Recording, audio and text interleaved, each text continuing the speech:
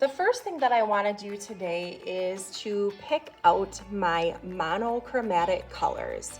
You'll notice I colored in my B with a light and a dark blue.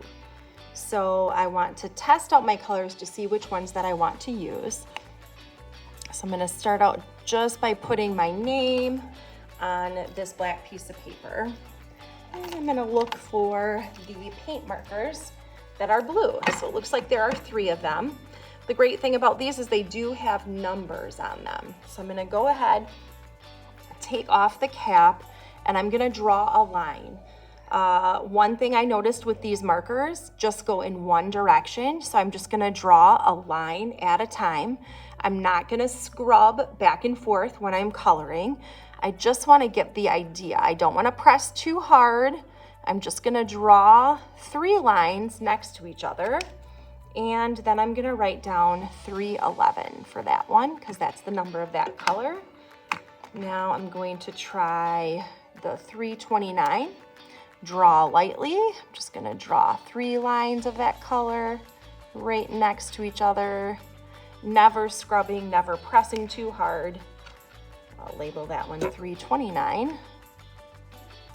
Then I'm going to go ahead with my last color. Looks like that's 309.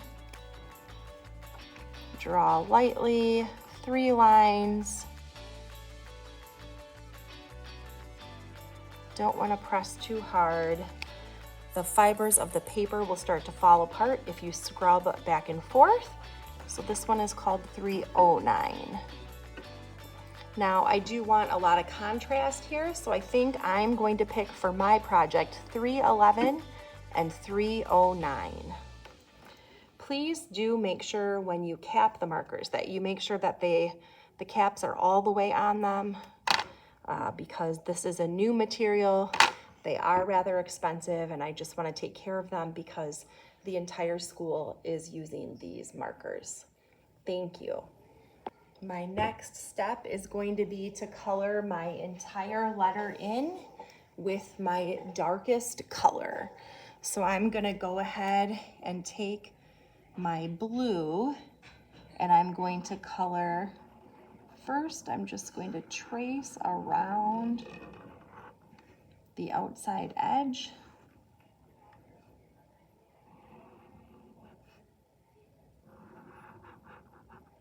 Of my letter.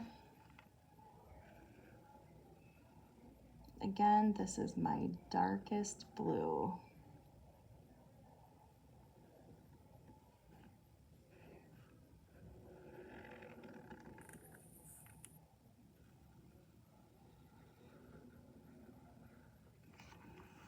I went a little offline.